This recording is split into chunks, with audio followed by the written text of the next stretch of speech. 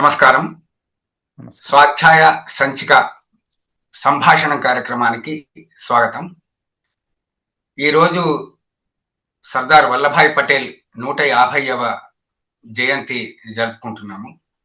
ఈ సందర్భంలో ఆయన హైదరాబాద్తో సర్దార్ పటేల్కున్న సంబంధము, దానితో ఉన్న అనుబంధం గురించి చర్చిద్దాం. ఎందుకంటే సర్దార్ పటేల్ స్వాతంత్ర్యం వచ్చిన తర్వాత అనేక సంస్థానాలను భారతదేశంలో విలీనం చేయడంలో కీలక పాత్ర పోషించారు. దాదాపు 540 సంస్థానాలని. అందులో అత్యంత కీలకమైంది హైదరాబాదు, జునాగఢ్ సంస్థానము. అందులో హైదరాబాద్ సంస్థానాన్ని విలీనం చేయడం లోపల ఆయన ఒక యుద్ధమే చేయాల్సి వచ్చింది. దీని గురించి ఆ రోజు ఇక్కడ కేంద్ర ప్రభుత్వ ప్రతినిధిగా ఉన్న కేఎం మున్షి అక్కడ హైదరాబాద్ సంస్థానంలో జరిగిన అనేకమైన అంశాలను ప్రత్యక్షంగా దర్శించి ఆయన ఎండ్ ఆఫ్ ఎరా అనే పుస్తకాన్ని రచించారు. దాంట్లో ఆయన ప్రత్యక్ష అనుభవాలు ఇక్కడ జరిగిన వాటి గురించి ఉంది. ఎందుకంటే హైదరాబాద్ విలీనం మీద, విమోచనం మీద అనేక రకాల కథనాలు వచ్చినాయి. ఇష్టం వచ్చిన రీతిలో కమ్యూనిస్టులు కానీ, మిగతా వాళ్ళు కానీ, హేతువాదులు కానీ, లిబరలిస్టులు కానీ రకరకాల వ్యాఖ్యానాలు చేస్తూ రకరకాల పుస్తకాలు వెలువరిస్తూ వచ్చారు. ఇటీవలి కాలంలో కూడా కనీసం దాదాపు ప్రతి సంవత్సరం ఏదో ఒక పుస్తకం రిలీజ్ చేస్తూ వస్తున్నారు. భారతదేశానికి వ్యతిరేకంగా భారతదేశం ఏదో కమ్యూనిస్టులను కానీ, మిగతా వాళ్ళని కానీ, హైదరాబాద్ కానీ అణిచివేసే ప్రయత్నం చేసినట్టుగా రకరకాల దుర్వ్యాఖ్యానాలు చేస్తూ వచ్చారు. వీటన్నిటికీ సమాధానము ఎండ్ ఆఫ్ ఎరా కేఎం మున్షి రచించింది. దాన్ని శ్రీ కస్తూరి మురళీకృష్ణ గారు నిజాం పాలన చివరి రోజులు హైదరాబాద్ జ్ఞాపకాలు అన్న పేరుతో అనువదించారు. ఆ పుస్తకంలోని అనేక విశేషాలు, అందులోని ఉదంతాలు ఈ రోజు, ఎందుకంటే పటేల్ జన్మదినోత్సవం సందర్భంగా వాటిని గుర్తు తెచ్చుకోవాల్సిన అవసరం ఉంది. ఈ సందర్భంగా ఆ పుస్తకంలోని విశేషాలను గురించి మనం తెలుసుకుందాము. ఆ రోజు జరిగిన పరిస్థితుల్ని అవలోకనం చేసుకుందాం. నమస్కారం మురళీకృష్ణ గారు. నమస్కారం కోవెల సంతోష్ కుమార్ ఆచార్య గారు. నిజాం పాలన చివరి రోజులు, నా హైదరాబాద్ జ్ఞాపకాలు. ఇది ఇన్ని రోజుల తర్వాత, 1948 తర్వాత ఇన్ని రోజుల తర్వాత మీరు ఇప్పుడు అనువదించడానికి కారణం ఏంటి? ఇందులోని విశేషం? నిజానికి ఈ పుస్తకం నేను డిగ్రీలో ఉన్నప్పుడు చదివాను. సో నాకు మున్షి చాలా ఇష్టమైన రచయిత కాబట్టి మున్షి రాసిన ప్రతి పుస్తకం చదువుతూ వస్తున్న క్రమంలో డిగ్రీలో ఈ పుస్తకం చదివాను. నాకు బాగా నచ్చింది అండ్ విషయాలు తెలిసాయి. కానీ తర్వాత చూస్తుంటే మున్షి ఈ పుస్తకంలో చెప్పిన దానికి వ్యతిరేకమైన విషయాలు, అబద్ధాలు బయట సమాజంలో ప్రచారం అవటం మొదలైంది. ఆ అబద్ధాలకి మద్దతుగా అనేక ఆంగ్ల పుస్తకాలు తెలుగులోకి అనువాదం అవటము చూస్తూ వచ్చాను. ముఖ్యంగా ఈ tragedy of Hyderabad 1948, an avoidable invasion, the destruction of Hyderabad లాంటి పుస్తకాలు ఒకే రకమైన భావజాలము లేకపోతే ఒక కథలు చెప్పేటువంటి పుస్తకాలు. దీంతో పాటు ఇటీవలి కాలంలో కొందరు మేధావులు, మైనారిటీ మేధావులనండి, దళిత మేధావులనండి, వాళ్ళు రాసే రాతలు ముఖ్యంగా అన్నీ when Indian army invaded Hyderabad అని మొదలు పెడుతున్నారు. వాళ్ళు ఇండియన్ ఆర్మీ హైదరాబాద్ని ఇన్వేడ్ చేయటం ఏంటి? మనకు తెలిసిన చరిత్ర చదువుకున్న దాని ప్రకారం నిజాము చివరి క్షణంలో ఇండియన్ ఆర్మీని తనను రక్షించడం కోసం హైదరాబాద్కి ఆహ్వానించాడు. సో అదొక ఎరా. సో వీళ్ళు ఇలా చెప్పటం ఏంటి? పైగా ఈ లాయక్ అలీ రాసిన పుస్తకం ట్రాజెడీ ఆఫ్ హైదరాబాద్ మీద బ్యాన్ తొలగగానే దాన్ని తెలుగులోకి అనువదించారు అండ్ ఇంగ్లీష్లో ప్రచురించారు. ఆ ఇంగ్లీష్లో ప్రచురించిన దానికి ముందు మాటలు చాలా ఘోరంగా రాశారు.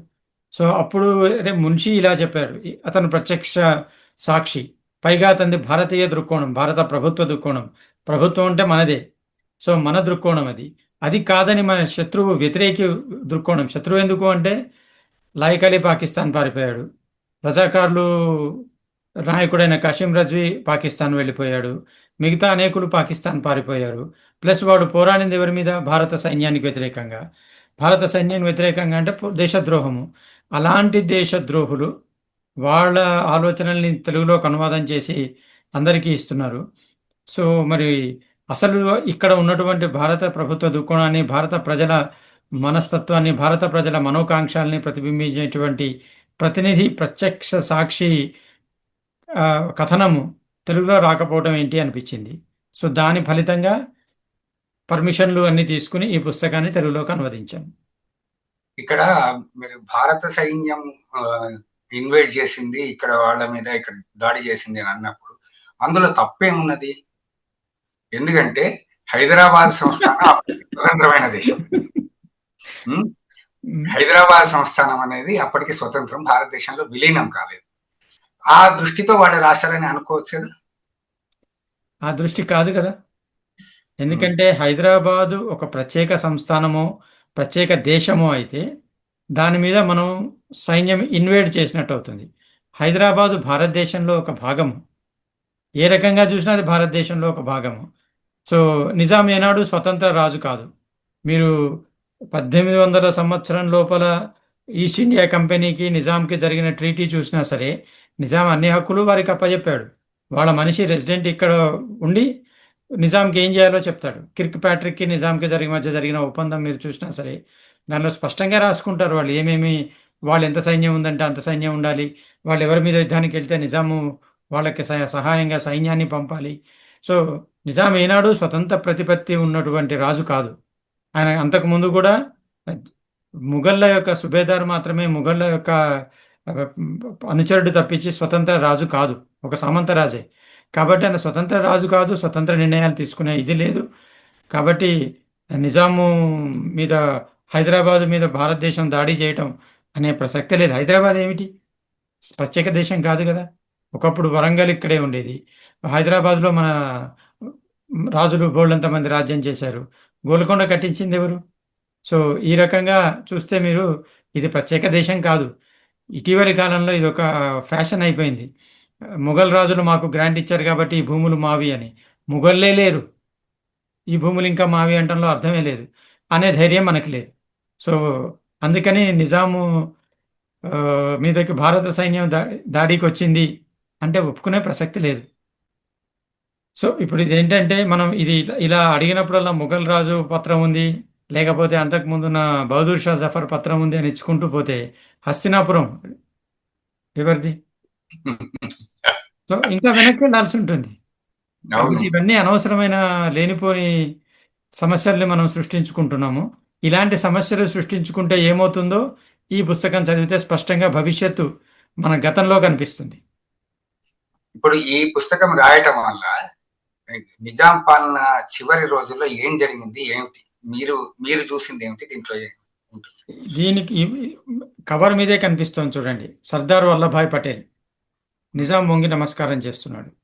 ఏ నిజాం పాదాలైతే అరేబియా సముద్రపు కడుగుతుందో, ఏ నిజాం జెండా అయితే సఫాయా జెండా ఢిల్లీ మీద ఎగురుతుందో అని వాళ్ళు ప్రకటనలు చేసి బెదిరించి పోరాడారో వారు వంగి నమస్కారం పెడుతున్నారు. వారిని కూడా గౌరవించుకుంటూ సర్దార్ వల్లభాయ్ పటేల్ ప్రతి నమస్కారం చేస్తున్నాడు. అంటే ఒక విజేతలాగా కాదు, అతను కూడా మన దేశంలో ఒక భాగమే, is also a part of India, ఒక సిటిజన్ ఆఫ్ ఇండియా అన్న గౌరవంతో చూస్తున్నాడు. సో సర్దార్ వల్లభాయ్ పటేల్ కీలకమైన వ్యక్తి.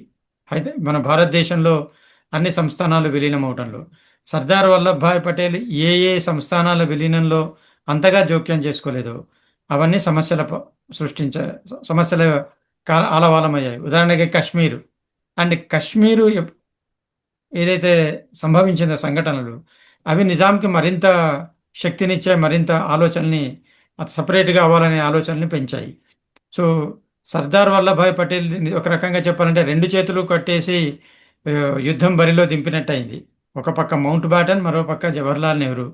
వీరు శాంతి పూర్వకంగా ఇది పరిష్కరించుకోవాలి అని వాళ్ళు అనటంతో వీలైనంత మటుకు చర్చలు, ఒప్పందాలు వీటి ద్వారా జరగటం మొదలైంది. ఈ భారతదేశ ప్రభుత్వము ఎంత చర్చలు ఎంతగా జరిపితే అది మన బలహీనతగా భావించారు. పైగా అక్కడ భారత సేనలు అక్కడ కాశ్మీర్లో ఎంగేజ్ ఉన్నాయి కాబట్టి వాళ్ళ సేనలు బలహీనము. సో ఈజీగా మనం ఒక సైన్యం సమకూర్చుకుంటే భారత సేనల్ని ఓడించి స్వతంత్ర దేశం ఏర్పాటు చేసుకోవచ్చు అనేటువంటి ఒక బలమైన నమ్మకం కలిగింది. దానికి నిజాం చుట్టూ ఉన్నవాళ్ళు కాసిం రజ్వీతో సహా ఒక నిజాంని బలపరిచారు, నిజాంకి అటువంటి ఆలోచననిచ్చారు, ఆయనకి కాన్ఫిడెన్స్, ధైర్యాన్ని స్థైర్యాన్ని ఇచ్చారు. సో దీంతో ఏమవుతుందంటే ఈ టైంలో సర్దార్ పటేల్ మొదటి నుంచి కూడా నిజాం తోటి కఠినంగా వ్యవహరించాలనేటువంటి వ్యక్తి. కానీ కఠినంగా వ్యవహరించడానికి లేదు. ఈ విషయంలో నెహ్రూకి తర్వాత సర్దార్ పటేల్‌కి మధ్య అభిప్రాయ భేదాలున్నాయి. ఇతర అవకాశ నెహ్రూ సపోర్ట్ లేకుండానే, ప్రధానమంత్రిగా ఉన్న నెహ్రూ సపోర్ట్ లేకుండానే పటేల్ మొత్తం చేశారంటారా? ఇక్కడ సపోర్ట్ క్వెషన్ కాదు.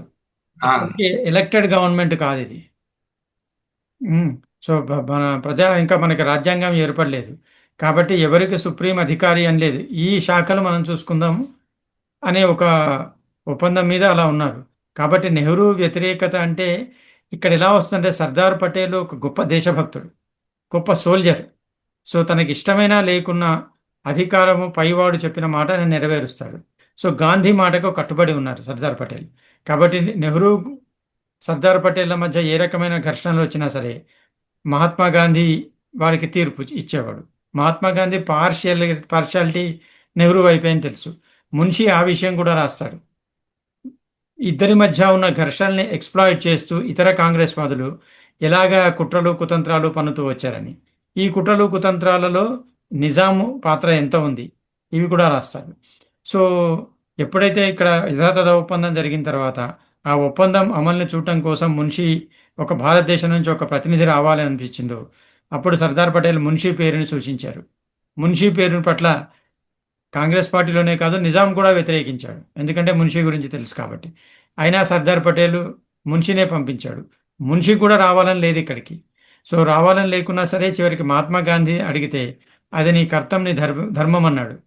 సో, అయిష్టంగానే వచ్చాడు. ఆయన రాజ్యాంగ ఏర్పాటు కమిటీలో ఆయన చాలా చురుగ్గా పనిచేస్తున్నాడు. ఆయనకి అది చాలా ఇంట్రెస్ట్ పని. ఎందుకంటే భవిష్యత్తుని నిర్ణయించేటువంటి గొప్ప కార్యం అది రాజ్యాంగ నిర్మాణం. అది వదిలిపెట్టి ఇక్కడికి వస్తే ఆయనకి ప్రాణాలకి ముప్పు ఉంటుంది. నిజాంలకి మున్షి నచ్చలేదు. He is not welcome here. అయినా సరే కర్తవ్య నిర్వహణ, తన బాధ్యత, పటేల్ మాట, గాంధీకి ఇచ్చిన మాట ప్రకారం ఇక్కడికి వచ్చాడనమాట. సో, ఈ సమయంలో మున్షి ఎటువంటి సమాచారం పటేల్‌కి ఇచ్చినా సరే అది పటేలు, నెహ్రూ ఇలాంటి కేబినెట్ కూర్చొని చర్చించాల్సిన అవసరం ఉంది. వాళ్ళు సాఫ్ట్. ఏ రకంగా అయినా ఎటువంటి ఘర్షణ లేకుండా సామరస్యంగా పరిష్కరించాలని మౌంట్ బాటన్ వెళ్ళేదాకా ఇదే కొనసాగింది. మౌంట్ బాటన్ ఎప్పుడైతే వదిలి వెళ్ళిపోయాడో అప్పుడు పటేల్‌కి ఫ్రీ హ్యాండ్ వచ్చింది. ఇక ఆయన ఇష్టం. అండ్ పటేల్ కూడా కొన్ని రోజులు సిక్ అయ్యాడు. ఆరోగ్యం కొంచెం పాడైంది. ఆ సమయంలో కూడా కొంచెము హైదరాబాద్ వ్యవహారాలు దెబ్బతిన్నాయి. ఇదంతా Munshi day by day account రాస్తాడనమాట. ఇక్కడ మున్షి గృహ నిర్బంధంలాగా ఉన్నా సరే రజాకార్లు ఏం చేస్తున్నారో తెలుసుకున్నాడు. కమ్యూనిస్టులు ఏం చేస్తున్నారో తెలుసుకున్నాడు. నిజాం దగ్గర ఎలాంటి కుట్రలు జరుగుతున్నాయో తెలుసుకున్నాడు. నిజాం మీద ఎవరి ప్రభావం ఎలా ఉంది? ఎవరెవరు నిజాంకి ఎలాంటి సలహాలు ఇస్తున్నారు? ఇవన్నీ తెలుసుకుని వాళ్ళు ఏ చర్య తీసుకోబోతున్నారో తెలుసుకుని పటేల్‌ని ముందే హెచ్చరించేవాడు. చివరికి జనవరిలో పూర్తయిపోతుందని అనుకున్నారు అసలు. కానీ జనవరిలో పూర్తి కాలేదు. మార్చ్ అనుకున్నారు. మార్చిలో పూర్తి కాలేదు. ఇక ఎటువంటి పరిస్థితి వచ్చిందంటే మున్షి హెచ్చరించడం మొదలుపెట్టాడు. త్వరగా ఏదో ఒక చర్య తీసుకోకపోతే ఇక హైదరాబాదు మనకి దక్కదు. నిజంగా సెప్టెంబర్ 17న గనక ఈ చర్యలు సెప్టెంబర్ 13న ఆరంభమై 18న పూర్తయ్యాయి. 17న గనక ఈ విమోచన జరగకుంటే నిజాం నుంచి 18న విలీనము, 17న విమోచనము. ఈ విమోచనం గనక జరగకపోయింటే హైదరాబాదు ఈ పాటికి పరాయి దేశంలాగా భారతదేశ గర్భంలో ఒక వ్రణంలాగా ఉండేది. మీకు నేను ఈ విషయంలో మౌంట్ బ్యాటన్‌కి తర్వాత ఈ విషయంలో నెహ్రూకి, పటేల్‌కి జరిగిన కొన్ని వివాదాల గురించి నేను ఈ మున్షి పుస్తకంలోంచి కాదు, మరో పుస్తకంలోంచి చెప్తాను. అంటే ఇప్పుడు ఈ పోలీస్ చర్యకు ముందు నెహ్రూ, పటేల్ మధ్యన ఒక ఘర్షణ వాతావరణం అయితే ఉంది మీరన్నట్టు. అసలు పోలీసు చర్యని సబటైజ్ చేయాలనేటువంటి ప్రయత్నాలు కూడా జరిగాయి. ఇది కూడా మున్షి రాస్తాడు. ఒక పక్క మనకి కొంపలు అంటుకుపోతున్నాయి. వీళ్ళు ఐక్యరాజ్య సమితికి వెళ్ళారు. ఎలాగైతే కాశ్మీర్‌ని యుఎన్ఓలో పెట్టారో అలాగే హైదరాబాద్ కూడా యుఎన్ఓలో పెట్టాలని. యుఎన్ఓలో పెట్టిన కశ్మీర్ ఇంకా రావణ కాష్టంలాగా రగులుతూనే ఉంది. సో, హైదరాబాదు వాళ్ళ సమస్య కనుక యుఎన్ఓలో యాక్సెప్ట్ జరిగి ఉండుంటే, చర్చ జరిగి ఉండుంటే మొత్తం ఈ పాటికి కూడా ఇక్కడ రగులుతూనే ఉండేది. మనం ఎలా ఉండేవాళ్ళం అనేది ఊహించాలంటేనే కష్టం అనిపిస్తుంది అనమాట. అసలు చాలా భయంకరమైన పరిస్థితి. సో, ఇక్కడ చూడండి, ఎట్లా అంటే నెహ్రూ, పటేళ్ల మధ్య అంతకుముందు కశ్మీర్ విషయంలో వాటిల్లో వివాదాలు జరిగాయి. అండ్ హైదరాబాద్ మీద మిలిటరీ యాక్షన్ తీసుకుందామని ఒక నిర్ణయానికి వచ్చినప్పుడు క్యాబినెట్ మీటింగ్ తెల్లారితే తీసుకోవాలి మిలిటరీ యాక్షన్. ఆ క్యాబినెట్ మీటింగ్ జరుగుతుందన్నమాట. సో క్యాబినెట్ మీటింగ్ జరిగేటప్పుడు ఉమ్, ఎట్లా అంటే నెహ్రూ క్యాబినెట్ మీటింగ్ ఆరంభంలోనే the discussion had barely begun when Jawaharlal Nehru flew into a rage and upbraided Sardar for his action and attitude towards Hyderabad. So meeting ఆరంభంలోనే ఇక తిరగటం మొదలుపెట్టాడు అనమాట సర్దార్ని. ఉమ్, అంతా అయిన తర్వాత చివరికి ఆ మీటింగ్ ఎలా ఎండ్ చేశాడంటే ఆయన ఉపన్యాసము, his outburst in concluded with the remark that in future he would himself attend to all matters relating to Hyderabad. అంటే ఇంకా హైదరాబాద్ విషయాలన్నీ నేనే చూసుకుంటానన్నాడు నెహ్రూ. సో అంటే సర్దార్ పటేల్ చూసుకోవాల్సిన అవసరం లేదని. ఇంత జరుగుతుంటే సర్దార్ పటేల్ ఏం చేశాడు? సైలెంట్గా ఊరుకున్నాడు. ఆయన నెహ్రూ అరుపులు అరవనిచ్చాడు, తిట్టనిచ్చాడు, నేనే చూసుకుంటా అన్న రియాక్షన్ కాలేదు. అంతా అయిన తర్వాత సైలెంట్గా లేచి వెళ్ళిపోయాడు. ఇప్పుడు వాళ్ళ మధ్య తగవు తీర్పు చెప్పి నెహ్రూని ప్లకేట్ చేయటమో, సర్దార్ని నెహ్రూ మాట వినమని చెప్పడానికో మహాత్మా గాంధీ లేరు. సో సర్దార్ పటేల్ సైలెంట్గా వెళ్ళిపోయాడు. నెక్స్ట్ డే మార్నింగ్ సైనిక చర్య ఆరంభమైంది. మ్మ్. ఇప్పుడు ఈ విషయంలో మీకు గమనిస్తే యాక్చువల్గా మౌంట్ బాటన్ ఉన్నంత కాలము ఎలాంటి చర్య తీసుకోవాల్సిన పరిస్థితి లేదు. మ్మ్. సో మౌంట్ బాటన్కి నెహ్రూ ప్రామిస్ చేశాడు దీన్ని శాంతియుతంగా పరిష్కరిస్తామని. The thought of going back on his word has worried and annoyed the new prime minister. కానీ ఇక్కడ మున్షి నుంచి రిపోర్ట్స్ వస్తున్నాయి. రజాకార్ల చర్యలు, కమ్యూనిస్టుల విద్రోహక చర్యలు ఎలా జరుగుతున్నాయి, రజాకార్ల హింస చెలరేగుతోంది, ఇవన్నీ రిపోర్ట్స్ వస్తున్నాయి. నెహ్రూ ఆ రిపోర్ట్స్ని పట్టించుకోలేదు. ఇవన్నీ అబద్ధాలనే ఒక ప్రచారము జరిగింది. ఇక్కడ ఎలాగంటే ఇలా జరిగింది అనగానే హైదరాబాదు రేడియోలో ఆ విషయం వచ్చేది కాదు, న్యూస్ పేపర్లో ఆ విషయం వచ్చేది కాదు.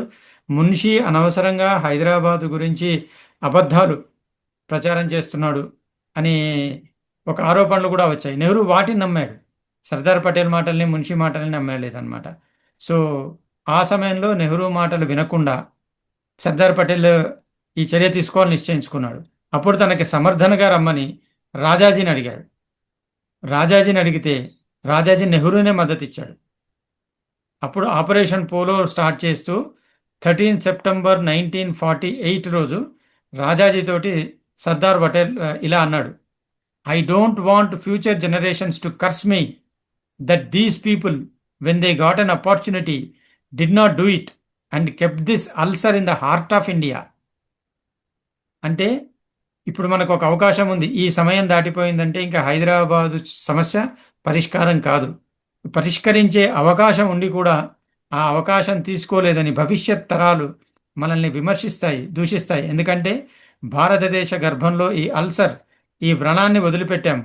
దాన్ని సర్జరీతో తీసివేసే అవకాశం ఉండి కూడా మనం తీసుకోలేదని భవిష్యత్ తరాలు, ఇప్పుడు ఎలాగైతే కాశ్మీర్ వల్ల నష్టపోతూ మనం ఎలా కాశ్మీరు నిర్ణయాల్ని విమర్శిస్తున్నామో అలాగా మనల్ని భవిష్యత్ తరాలు విమర్శిస్తాయి. On one side western Pakistan, on the other side eastern Pakistan, their idea of pan Islamic bloc and to come to Delhi and establish the Mughal empire again. ఇవి సర్దార్ పటేల్ మాటలు.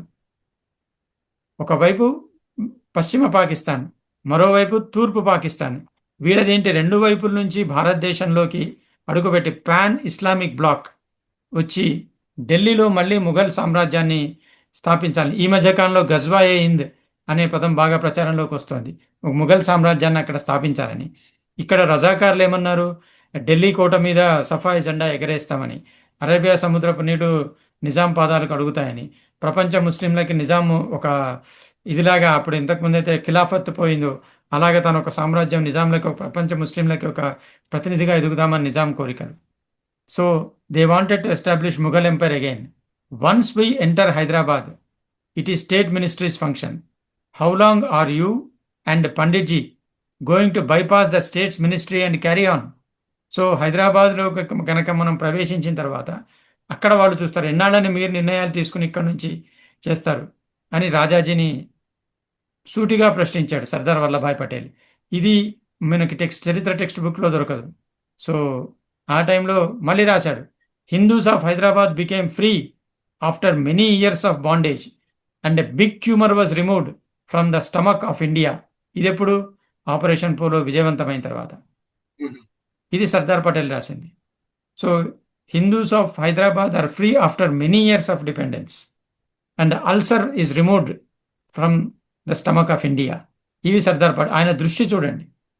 ఇక ఒకళ్ళని అప్పీస్ చేయడం కాదు, శాంతియుత చర్చలు కాదు, వాళ్ళేమనుకుంటారో వీళ్ళ కోపాలు వస్తాయని కాదు. The ulcer has to be removed.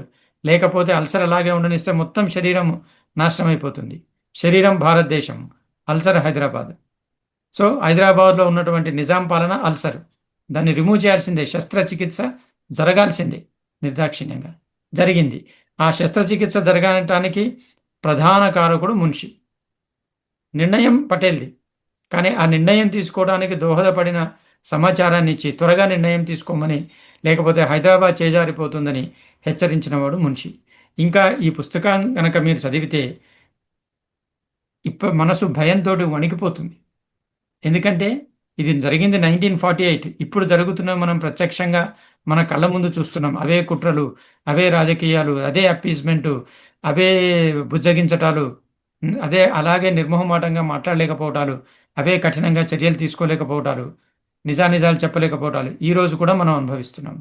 ఇక ఈ పుస్తకం లోపల మీకు అనేక అద్భుతమైన సంఘటనలు ఉన్నాయి. మీకు సర్దార్ పటేల్ వ్యక్తిత్వం తెలిసేటువంటి సంఘటనలు అనేకం ఉన్నాయి. ఉదాహరణకి కషీం రజ్వీ, నేను సర్దార్ పటేల్ని ప్రత్యక్షంగా కలిసి ప్రాబ్లం సాల్వ్ చేసేస్తాను అని వెళ్తాడు. పటేల్ దగ్గరికి వెళ్తాడు. పటేల్ దగ్గరికి వెళ్ళి కూర్చుని వాళ్ళిద్దరి మధ్య జరిగిన సంఘటన చాలా నిక్కచ్చిగా ఇది వర్ణిస్తారనమాట. ఏమవుతుందంటే అక్కడికి వెళ్ళి రజ్వీ అరవడం మొదలు పెడతాడు, ఆవేశంగా మాట్లాడటం మొదలు పెడతాడు. మా హైదరాబాదు, మేము అని. సర్దార్ పటేల్ శాంతంగా వింటాడు అతని మాటలన్నీ. శాంతంగా విని అతను అంతా అయిన తర్వాత మంచినీళ్ళు ఇస్తాడు. మంచినీళ్ళు ఇచ్చి తాగిన తర్వాత చెప్తాడు, మీకు చాయిస్ లేదు, భారతదేశంలో కలవాల్సిందే, అంతే. సో కాశీం రజ్వీ 1-2 గంటలు అరిచిన అరుపులకి అన్నిటికీ ఒకటే సమాధానం, సైలెంట్గా మీ భారతదేశంలో కలవడం తప్పించి మీకు వేరే చాయిస్ లేదు. చాయిస్ ఇస్తే they will take the easy way out, don't give a choice. ఇది సర్దార్ పటేల్ పద్ధతి. అదే మున్షీ పద్ధతి. వీళ్ళిద్దరూ కలవటం వల్ల, మున్షీని మన హైదరాబాద్కి పంపించడం వల్ల ఈ పోలీస్ చర్యను, లేకపోతే హైదరాబాద్ నిజాం పాలన నుంచి హైదరాబాదు విముక్తో సాధ్యమైంది. లేకపోతే మన చరిత్ర మరొక రకంగా ఉండేది. సో ఈ పుస్తకం చదివితే ఇవన్నీ తెలుస్తాయి. వాళ్ళు ఎలాగా తమ సంఖ్య పెంచుకోవడం కోసము ఇతర క్యాన్వాసింగ్ జరిగి ఎలాగైతే ఇప్పుడు తీవ్రవాదుల్ని రిక్రూట్ చేస్తున్నారో, అంత ప్రపంచం అంతా తిరిగి ఇప్పుడు ఇంటర్నెట్ ద్వారా రిక్రూట్ చేస్తున్నారు. అప్పుడు వెళ్ళి మాటలాడి వాళ్ళకి చెప్పి అందరినీ రిక్రూట్ చేసుకుని హైదరాబాద్ తీసుకొచ్చేవారు. ఇతర దేశాల నుంచి ఆహ్వానించారు హైదరాబాద్. ముల్కీ సమస్య అని వచ్చింది.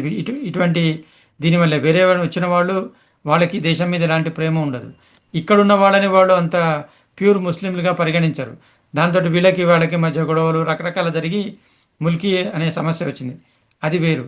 కానీ అంటే తమ సంఖ్య పెంచుకోవడం కోసం ఇక్కడ మత మార్పిళ్లే కాదు, అక్కడ నుంచి బయట నుంచి కూడా రప్పించుకున్నారు.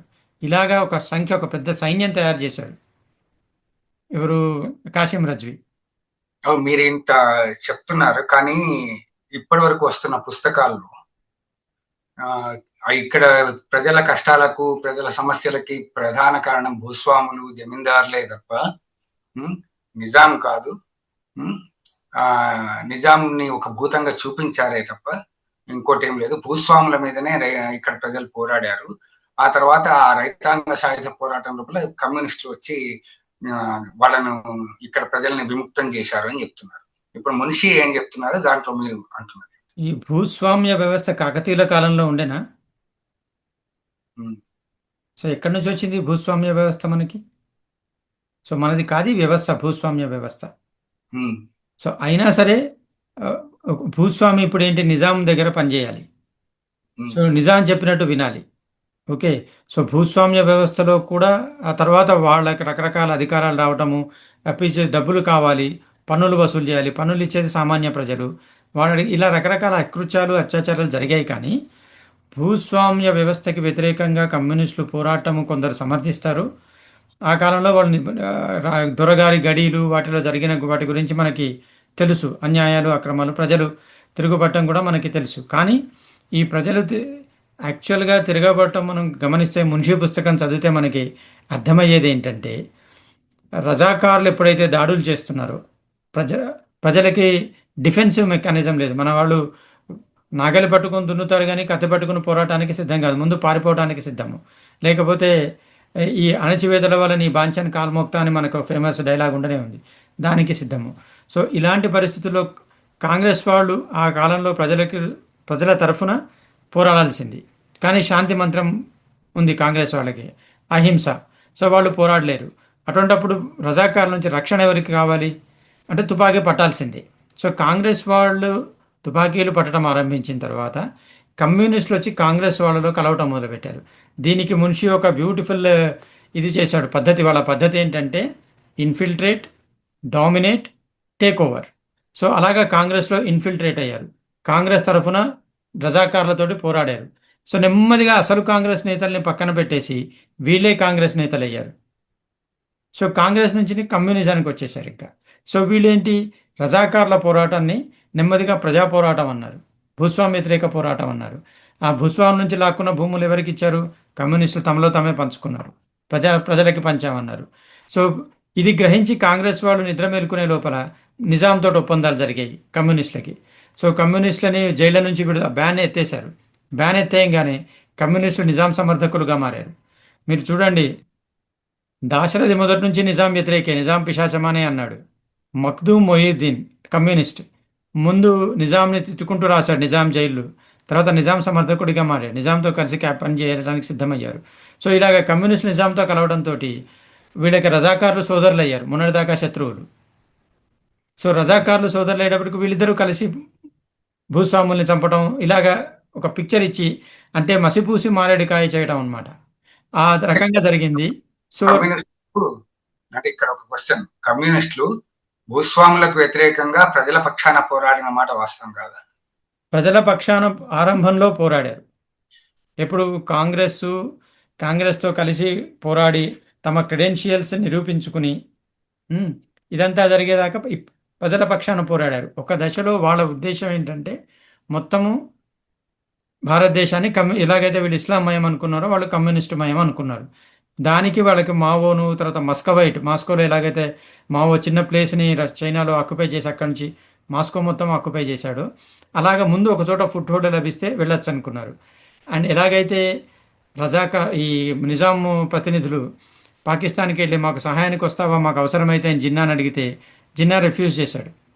నిజానికి హైదరాబాద్ మీద పోలీస్ చర్య జరిగినప్పుడు పాకిస్తాన్లో ప్రజలందరూ పెద్ద ఎత్తున ప్రధానమంత్రి నివాసాన్ని చుట్టుముట్టారు, సైన్యం తీసుకుని హైదరాబాద్ రక్షణకి పోదామని. అది కుదిరే పని కాదు కాబట్టి ఇక ప్రజల్ని ఏదో చెప్పారు. అలాగే వీళ్ళు మస్కో వెళ్ళారు, స్టాలిన్ని కలిశారు. సో స్టాలిన్ సాయుధ పోరాటం కుదిరే పని కాదు, మీకు స్వతంత్ర దేశం ఏర్పడటం కుదరదు, ఎందుకంటే ఇక్కడ ఏమీ లేదు, సముద్రం లేదు, ఏమీ లేదని. సో నిజాం సముద్రం లేదని గోవా కొనడానికి ప్రయత్నించాడు, గోవా పోర్టు కొనడానికి ప్రయత్నించాడు, సముద్రం ఇంపార్టెన్స్. సో వీళ్ళకి సముద్రం లేదు, అవసరం లేదన్నా సరే ఇక్కడికి వచ్చిన తర్వాత ప్లాన్ ఏంటంటే భారత సైన్యం వీక్, బలహీనం, ఆల్రెడీ కాశ్మీర్లో ఎంగేజ్ అయ్యింది కాబట్టి భారత సైన్యాన్ని నిజాంతో చేతులు కలిపి ఓడిస్తే, భారత సైన్యాన్ని ఓడించిన తర్వాత నిజాం సైన్యాన్ని ఓడించవచ్చు. అప్పుడు వీళ్ళకు ఒక స్వతంత్ర దేశం ఏర్పడుతుంది, ఇక్కడ నుంచి మొత్తం దేశాన్ని గెలవచ్చు. సో ఇలాగా రకరకాల పథకాల్లో వాళ్ళు ఉన్నారు. సో మొదట కాంగ్రెస్తో చేతులు కలిపి ప్రజల రక్షణ కోసం పోరాడిన తర్వాత ఏ ప్రజల రక్షణ కోసం పోరాడారో ఆ ప్రజలనే చంపారు. ఇన్ఫార్మర్లని, అదని ఇదని, బ్రిటిష్ తొత్తని, లేకపోతే కాంగ్రెస్ సమర్థకులని ఆ ప్రజల్ని చంపారు. భూస్వాముల మీద దాడులు చేశారు, కానీ ఆ భూస్వాముల మీద దాడులు చేయడం కూడా క్రూరంగా పద్ధతి ప్రకారము తమ స్వలాభాలు చూసుకునే చేశారు. ఎప్పుడైతే భారత సైన్యం రజాకార్లను ఓడించిందో ఆ రజాకార్ల ఆయుధాలు ఎవరికి ఇచ్చారు? కమ్యూనిస్టులకు ఇచ్చారు. ఆ ఆయుధాలతోటి వాళ్ళు ఎవరితోటి పోరాడారు? భారత సైన్యంతో పోరాడారు. భారత సైన్యం ఎక్కడిది? మనది. సో వాళ్ళు ఎవరితో? భారతదేశానికి వ్యతిరేకంగా పోరాడారు. ఇక్కడ మీకు మరొక కొటేషన్ వినిపిస్తాను, చాలా ఇంపార్టెంట్ కొటేషను. ఎప్పుడైతే మహాత్మా గాంధీ హత్య జరిగిందో దానికి ఆర్ఎస్ఎస్కి సంబంధం ఉంది అన్న ఒక ఇది రావటం వల్ల ఆర్ఎస్ఎస్ని బ్యాన్ చేశారు. బ్యాన్ చేసిన తర్వాత నెహ్రూకి అయితే ఆర్ఎస్ఎస్ అంటే ఒక రకమైన చిరాకు, అసహ్యము. కానీ పటేల్కి ఆర్ఎస్ఎస్ వాళ్ళ సంగతి తెలుసు, వాళ్ళ దేశభక్తులని తెలుసు. అండ్ ఎప్పుడైతే ఆర్ఎస్ఎస్కి ఈ మహాత్మా గాంధీ హత్యతో సంబంధం లేదని ఆయన నెహ్రూకి రాసిన ఉత్తరంలో RSS was not involved in it at all, it was a fanatical wing of Hindu Mahasabha అని స్పష్టంగా రాశారు. రాసిన తర్వాత ఇక ఆర్ఎస్ఎస్ వాళ్ళు ఎందుకు ఏమిటి ఆయన అనే 1948 డిసెంబర్లో ఆర్ఎస్ఎస్ వాళ్ళకు ఒక సలహా ఇచ్చారు. Raising an army, whatever name it might be given, within the boundaries of India would not be permitted, and that the members of RSS claim to be defenders of Hinduism, but they must know that Hinduism would not be saved by rowdyism. ఇదే ఆయన ఆర్ఎస్ఎస్కి ఇచ్చిన. So భారతదేశంలో సైన్యాన్ని సమకూర్చుకోవటం అనేది దేశ వ్యతిరేక చర్య స్పష్టంగా చెప్పాడు. ఆర్ఎస్ఎస్ సైన్యం సమకూర్చుకోలేదే, వాళ్ళకి ఒక సేన కాదు ఆర్ఎస్ఎస్. కానీ నక్సలైట్లు సేన, సైన్యం సమకూర్చుకున్నారు. వాళ్ళు తుపాకులతో యుద్ధం చేస్తున్నారు. ఎవరితో యుద్ధం చేస్తున్నారు? భారతదేశంతో. సో అది దేశద్రోహమే, దేశ విద్రోహక చర్యనే. వాళ్ళని అణచివేయాల్సిందే, నిర్దాక్షిణ్యంగా, నిర్మోహమాటంగా. అదే చేశారు. ఒకవేళ సర్దార్ పటేలే ఇంకొంతకాలం బతికుండి ఈ నక్సలిజం, సాయుధ పోరాటం మొదలైంటే ముగ్గులోనే తుంచేసేవాడు. ఎందుకంటే అవును. ఆయనకి తెలుసు దేశంలో ఎంత గొప్ప కాజైనా సరే ఆయుధం చేపట్టడం అనేది దేశ వ్యతిరేక చర్య. బస్. సో అందుకని ఈనాడు దేశానికి వ్యతిరేకంగా ఆయుధాలు చేపట్టిన వారు, వారిని సమర్థించేవారు ఆర్ఎస్ఎస్ని మిలిటరీ ఆర్గనైజేషన్ తిడుతున్నారు. వీళ్ళ దగ్గర కర్రలు, అవి కర్ర తిప్పడం, సామంతం డిఫెండ్ చేసుకోవడం కోసం నేర్చుకుంటున్నారు. కత్తులు తుపాకులు పట్టుకుని, AK-47లు పట్టుకుని మనుషుల్ని చంపేవాళ్ళు వాళ్ళు మంచివాళ్ళు, వీళ్ళు టెర్రరిస్టులు. సో ఇవే అబద్ధాలు, ఇవే మన దేశంలో ఇప్పటికి కూడా చలామణి అవుతున్నాయి. ఆ రోజు పటేల్ స్పష్టంగా చెప్పాడు, కోర్టు స్పష్టంగా చెప్పింది ఆర్ఎస్ఎస్ ఈజ్ నాట్ ఇన్వాల్వ్డ్ అని. ఇప్పటికీ గాడ్సే భక్తులు అంటారు ఆర్ఎస్ఎస్ వాళ్ళని. వాళ్ళు మూర్ఖులు, వాళ్ళు గాడ్సేని సమర్థిస్తున్నట్టు మాట్లాడతారు. ఓకే. ఇక్కడ అయితే ఎట్లా ఉందంటే the people are following into trap without knowing anything. So మనం ఒక హత్యని సమర్థించాల్సిన పని లేదు, అది ఎంత కరెక్ట్ రీజన్కైనా సరే, ఎందుకంటే దేశ వ్యతిరేక చర్య. బస్ ఇది కనుక ప్రిన్సిపల్గా ఏర్పాటు చేసుకుంటే సగం సమస్యలు సాల్వ్ అవుతాయి. ఇక్కడ ఆపరేషన్ పోలో అయిపోయిన తర్వాత, పోలీస్ చర్య తర్వాత, ఇక్కడ నాకు ఇంకొక పెద్ద అనుమానం ఏంటంటే దీన్ని పోలీస్ చర్య అని ఎందుకు పిలిచారు? పోలీస్ చర్య అని పిలవటం దీనికి 2-3 కారణాలు ఉన్నాయి. ఎందుకంటే పోలీసు చర్య కాకపోతే సైనిక చర్య గనక అయితే, ఒక ప్రపంచవ్యాప్తంగా ఒక రూల్ ఉంది. ఏంటంటే ఒక దేశపు సైన్యము తన దేశ పౌరుల మీదే ఆయుధాలు ఎక్కువ పెట్టకూడదు. అత్యంత అత్యవసర పరిస్థితులు అయితే తప్పించి తన ప్రభుత్వ అదే తన సైనికులు, పౌరుల మీద ఆయుధాలు ఎక్కువ పెట్టకూడదు సైన్యం. ఇప్పుడు మనం ట్రంప్ చూస్తున్నాము. ట్రంప్ సైన్యాన్ని దింపాలి చికాగోలో అక్కడ అనగానే ఎంత వ్యతిరేకత వస్తుంది. దానికోసం చట్టము, రకరకాల రూల్స్ ఉంటాయి. సో అవేమీ లేకుండా చేస్తే అది వ్యతిరేక చర్య అవుతుంది. దాన్ని యాక్సెప్ట్ చేయదు, అంతర్జాతీయంగా దానికి ఆమోదం లభించదు. కాబట్టి అది సైనిక చర్య కాదు. పోలీసు చర్య అంటేనే టెక్నికల్గా దీని నుంచి మనం తప్పించుకుంటాం. ఇక్కడ ఇంకొకటి చేశారు, మున్షి చేసిన గొప్పతనం ఏంటంటే సైన్యం వస్తుందని తెలియగానే నిజాం చేతులు ఎత్తేసినప్పుడు నిజాం తోటి రేడియో ప్రసంగం ఇప్పించాడు. భారత సైన్యానికి ఆయన ఆహ్వానం, స్వచ్ఛందంగా ఆహ్వానం పలుకుతూ ఒక రేడియోలో ప్రసంగం ఇప్పించాడు. ఆ ప్రసంగం గనక ఆయన ఇవ్వకపోయింటే, సైన్యం వచ్చి నిజాంని గనక పదవీచ్యుతుడిని చేసుంటే, ఐక్యరాజ్య సమితిలో నిజాం వాళ్ళు పెట్టినటువంటి ఇష్యూ చర్చకు వచ్చుంటే ఈ సైనిక చర్య చెల్లేది కాదు. మళ్ళీ సైన్యం వెనక్కి వెళ్ళిపోవాల్సి వచ్చేది, నిజాం సర్వాధికారాలు వచ్చేవి. ఈనాటికి కూడా అది అక్కడ రగులుతూ ఉండేది. సో అందుకని మున్షి ఏం చేశాడంటే సింపుల్గా అతనితోటి సైన్యాన్ని ఆహ్వానించినట్టు ఇప్పించాడు. ఇప్పుడు నిజాం బహిరంగంగా సైన్యాన్ని ఆహ్వానించాడు. అయిపోయింది, అయిపోయింది. తన రక్షణ కోసం, ప్రజల రక్షణ కోసం ఆహ్వానించాడు. సైన్యం వచ్చింది, లేకపోతే ఎందుకు వచ్చేది? సో ఇది సైనిక చర్య కాదు. ఇప్పటికి కూడా అది సైనిక చర్య నిరూపించాలని కొందరు ప్రయత్నిస్తున్నారంటే వాళ్ళ మనస్తత్వము, వాళ్ళ ఉద్దేశాలు మనము శంకించి ఆలోచించాల్సి ఉంటుంది. కానీ ఇప్పుడు ఆపరేషన్ పోలో తర్వాత 2 ఏళ్ల పాటు, ఆల్మోస్ట్ 51 డిసెంబర్ వరకు అనుకుంటా, 51 డిసెంబర్ వరకు కమ్యూనిస్టుల మీద భారత సైన్యం ఊచకోత కోసింది. వేలాది మంది కమ్యూనిస్టులను, లక్షలాది మందిని చంపేసింది అని చెప్పేసి స్థిరమైన చారిత్రక రుజువులతోటి వాళ్ళు ఒక నెరేషన్ చేస్తున్నారు. దీని మీరు ఏమంటారు? చారిత్రక రుజువులా? వాళ్ళకి ఆధారాలు చూపిస్తున్నారు కదా 51 దాకా ఉంది అని చెప్పేసి. ఏం ఆధారాలు? వాళ్ళకి ఆధారాలు లేవు. 100 రకాల పుస్తకాలు వచ్చాయి ఇప్పటికి. పుస్తకాలు రాసిన ప్రతిదీ నిజం కాదు. హ్మ్. పుస్తకాల్లో నేను కూడా రాస్తాను. నన్ను మించిన తెలివైన వాడు ఈ భూప్రపంచంలో లేడని. సో, ఆధారాలు కావాలి దానికి. ఇప్పుడు రీసెంట్‌గా అమెరికా నుంచి కూడా ఒక బుక్ వచ్చింది కదా! మన అదేదో గురించి వేరే వాడు చెప్తే మనం నమ్మటం ఏంటి? మన మొదటి నుంచి మన దౌర్భాగ్యం ఏంటంటే, మన హ్మ్. ఆచారాల గురించి ఇంగ్లీష్ వాడు రాస్తే ఒప్పుకుంటాం. మన వేదాలు, ఉపనిషత్తుల గురించి సంస్కృతంతో అసలు పరిచయం లేని ఇంగ్లీష్ వాడు అప్పటికప్పుడు నేర్చుకుని రాస్తే ఒప్పుకుంటాము. మన గురించి మనం చెప్పేది మనం ఇష్టపడం. ఇప్పుడు కూడా హైదరాబాద్ విషయంలో కూడా మున్షి చెప్తే కాంగ్రెస్ వాడు అని చెప్పి పక్కకి నెట్టేది. కాంగ్రెస్ వాడు చెప్తే నమ్మకూడదా? అదే పాకిస్తాన్‌కి వెళ్ళి పారిపోయిన వాడు చెప్తే నమ్ముతామా మనము? సో వాడు చెప్తే కరెక్టు, మనం చెప్తే తప్ప. అంటే ఇప్పటికి కూడా మనము పరాయ బానిస మనస్తత్వంలో వేరే వాడు చెప్పింది కరెక్టు, మనం చెప్పేది తప్పు అనే ఉద్దేశంలోనే ఉన్నాం. ఇప్పుడు ఈ భారత సైన్యం కమ్యూనిస్టులను ఊచకోత కోసిందన్న నరేషన్ మీద మీరేమంటారు? ఊచకోత అనే పదం వాడని కమ్యూనిస్టులను ఏరివేసింది అందాం. హ్మ్. ఎందుకంటే ఇందాకే వీళ్ళ పథకం చెప్పాను. వీళ్ళు మీరు ఆంధ్ర లోపల వాళ్ళకి పట్టుంది. మీరు ఆంధ్ర చరిత్ర ఆ టైంలో చదివితే గవర్నమెంట్ కూడా ఏర్పాటు చేశారు కమ్యూనిస్టులు. సో ఎలక్షన్స్లో కూడా గెలిచారనుకుంటాను. సో ఆ కమ్యూనిస్టుల కనుక మీరు జాగ్రత్తగా గమనిస్తే ఆంధ్ర ప్రాంతాల్లో పట్టు సంపాదిస్తున్నారు. నిజాం ప్రాంతాల్లో నల్గొండ, కరీంనగర్, వరంగల్ ఇవన్నీ వాళ్ళ అధీనంలో వస్తున్నాయి. సో ఇక్కడ నుంచి వాళ్ళు డెవలప్ అయ్యి భారత సైన్యంతో పోరాడాలన్నది వాళ్ళ ఉద్దేశం. ఇందాకే అనుకున్నాం, రజాకార్ల ఆయుధాలు తీసుకుని వీళ్ళు భారత సైన్యానికి వ్యతిరేకంగా పోరాడుతున్నారు. భారత సైన్యం ఎవరి మీదన్నా ఎందుకు తుపాకీ ఎక్కుపెడుతుంది? మన శత్రువుని కూడా గౌరవించేవాళ్ళము. మన దేశం నుంచి విడిపోయి ప్రత్యేక దేశం ఏర్పాటు చేసుకోవాలనుకున్న వాడిని కూడా నమస్కారానికి ప్రతి నమస్కారం పెట్టి గౌరవించేవాళ్ళం మనం. అటువంటిది కమ్యూనిస్టులు ఇంకా ప్రజల తరఫున పోరాడే వాళ్ళని మనం నెత్తిన పెట్టుకుంటాం. కానీ వీళ్ళు పోరాడుతున్నది ప్రజల తరఫున కాదు. పోరాడుతున్నది కమ్యూనిస్టు సామ్రాజ్య స్థాపన కోసం. సో అది భారతదేశ వ్యతిరేక చర్య. ఇందాక సర్దార్ పటేల్ కొటేషన్ నేను వినిపించాను. ఒక్కడు ప్రభుత్వానికి వ్యతిరేకంగా సేన ఏర్పాటు చేయటం అంటే దేశద్రోహ చర్య. It cannot be tolerated at any cost. ఇన్నేళ్ళు టాలరేట్ చేసాం, అదే మన చేతకానితనము, మూర్ఖత్వము, బలహీనత. ఇప్పుడు టాలరేట్ చేయట్లేదు. కానీ ఇప్పుడు ఏంటంటే విషయం నరనరాన పాకిపోయింది. Infiltrate, dominate, take over. Infiltration స్థాయిలో ఉన్నారు, డామినేషన్ స్థాయి పోతోంది. డామినేషన్ ఏనాడు లేదు. సో టేక్ ఓవర్ కోసం వాళ్ళు ఇంకా ఎన్ని వందల సంవత్సరాలు ఆగాలో చూడాలి.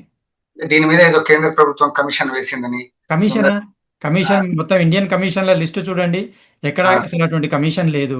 వీళ్ళు చెప్పే కమిషన్కి శాంక్టిటీ లేదు. అది ఎవరో వచ్చేసి నేను చూసేసి సర్వే చేసేసి ఇంతమంది నష్టం అంటే, మీరు ఇంకొకటి గమనించండి. ఆ! ఇటీవల కాలంలో ఒక రీమేకింగ్ హిస్టరీ అనే ఒక పుస్తకం వచ్చింది. హ్మ్. దాని రివ్యూలు చదివాను, పుస్తకాన్ని ఇంకా చదవలేదు. రివ్యూలు చదివితే అర్థమైంది ఏంటంటే అది నిజాం అదే మన భారతీయ సైన్యం ముస్లింల మీద జరిపిన అకృత్యాలట. హ్మ్. సైన్యానికి పని లేదా? సో హ్మ్. ఎవరెవరైతే ఇప్పుడు ఎవరెవరైతే నిన్నటిదాకా తుపాకీ పట్టుకుని వీళ్ళని చంపేస్తాము, హిందువుల్ని తరిమేస్తాము అని అందరినీ చంపుకుంటూ వచ్చారు, ఇవాళ తుపాకీ పడేసి గడ్డని తీసేస్తే వాడు అమాయకుడైపోతాడా? కలెక్టర్గా ఉంటూ ఎన్నెన్ని చర్యలు ఏం చేశారో అన్ని డాక్యుమెంట్ అయి ఉన్నాయి మన దగ్గర. ఇప్పుడు ఆ కలెక్టర్ని నన్ను అమాయకుడిని నన్ను అనవసరంగా జైల్లో పెట్టారని పుస్తకం రాస్తే మనం ఊరుకుంటామా? ఊరుకుంటున్నాం, అది మన చేతకంతనం. అంతే తప్పించి నిజానిజాలు చెప్పుకోవాల్సిందే నిర్మోహమాటంగా. లాయకలి చివరి క్షణం నా ప్రాణాలు పోయినా సరే హైదరాబాద్ను భారతదేశంలో విలీనం కాలివ్వను అని ప్రకటించినవాడు. నా ప్రాణాలన్నా అర్పిస్తానని చెప్పాడు చివరి క్షణం దాకా. ఇది సైన్యం వస్తున్నప్పుడు కూడా. సో హ్మ్. అతని పట్టుదలకి, దీక్షకి మనం మెచ్చుకుంటాము. కానీ అతనికి మన దేశంలో స్థానం ఉండదు. అవును. అతన్ని గొప్ప దేశభక్తుడని మనం అనలేము. అతను చెప్పిన మాటలు నమ్మలేము. కానీ నమ్ముతున్నాం. నమ్మే కొందరున్నారు.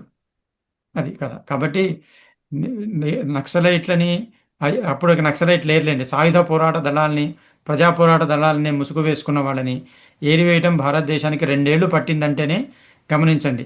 ఇంకో 10 ఏళ్ళు ఉపేక్షిస్తే ఏమయ్యేదో. అవును.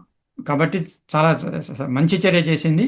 ఆయుధాలు పడేసి లొంగిపోతే అప్పుడే ప్రాణాలు కాపాడి అప్పుడే మీరు గమనిస్తే 2గా చీలిపోయారు. రావి నారాయణ రెడ్డి ఆటోబయోగ్రఫీ చదవండి. ఆయన ఇంకో గొప్ప విషయం రాశాడు. వీళ్ళందరూ తుపాకులు పట్టుకుని కాంగ్రెస్ సేనకి వ్యతిరేకంగా పోరాడేట, భారత సేన కాదు. ఆ! సో చెప్పడానికి అబద్ధాలు అనంతం ఉంటాయి, కానీ నిజం ఒకటే ఉంటుంది. అందుకే మల్లాది సుబ్బమ్మ ఒకసారి అన్నారు. వీళ్ళు ఈ కమ్యూనిస్టుల కారణంగానే మాకు స్వాతంత్ర సమరయోధుల గుర్తింపు రాకుండా పోయింది. మమ్మల్ని దేశద్రోహులుగా గుర్తించాల్సి వచ్చిందని. అది. ఇప్పుడు ఇక్కడ మళ్ళీ రజాకార్ల దగ్గరికి వద్దాం. హ్మ్. రజాకార్ అనేది మజ్లిస్ ఇత్తిహాదుల్ ముస్లిమీన్ అనే పేరుతోని వచ్చి ఈ ఒక స్వచ్ఛంద సంస్థ అని అంటారు. హ్మ్. దీంట్లో హిందువులు కూడా చాలా మంది ఉన్నారు. హ్మ్. హ్మ్. రజాకార్లను మీరు ప్రతిదానికి తప్పుపడుతున్నారు. రజాకార్లు ఇలాంటివేమి చేయలేదు అనేది ఒక వాదన. దీని మీద ఈ గ్రంథంలో గాని మీరు గాని ఏమంటారు? దీనిలో రజాకార్లు చేసిన అనేక చర్యలు ఉన్నాయి. దీనిలో మంత్రివర్గంలో స్థానం లభించిన హిందువులందరూ 5గురో, 6గురో ఉన్నారు. వాళ్ళు రజ్వీ మిత్రులు, లేకపోతే నిజాము పక్షపాతులు, లేకపోతే స్వార్థపరులు.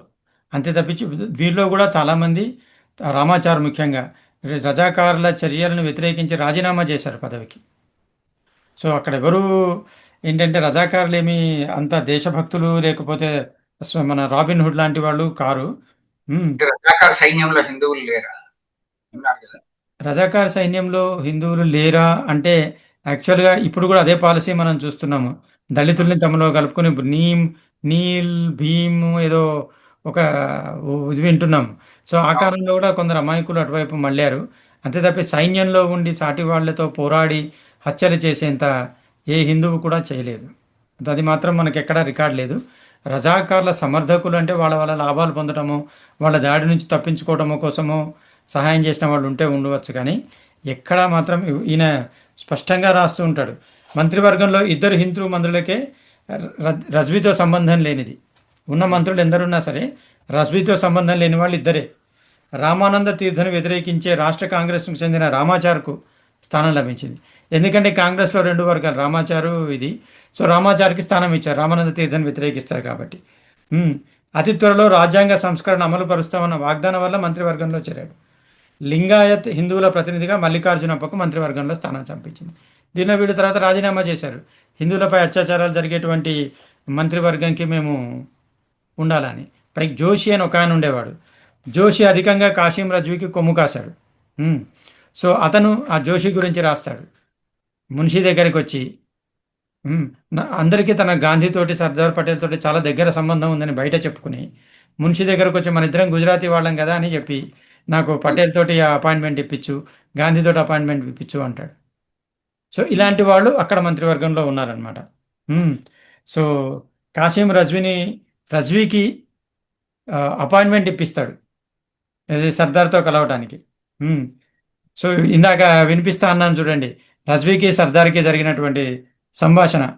సర్దార్ గదిలోకి జోషిని రజ్వీని తీసుకెళ్ళాడు శంకర్. ఈ జోషి ఇప్పుడు చెప్పాను కదా, ఆ గదిలో సర్దార్ నిశ్చలంగా విగ్రహంలా కూర్చునున్నాడు.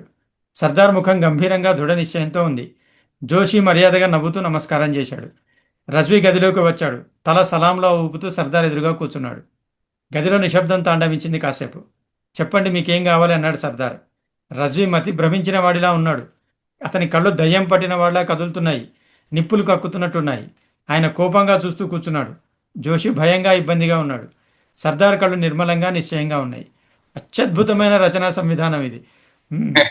ఏ నవల రచయిత ఒక సీన్ క్రియేషన్ అయితే ఇదంతా నిజంగా జరిగింది, ఆయన రికార్డ్ చేసిన వాళ్ళు చెప్పారని చెప్పి ముందే రాస్తాడు.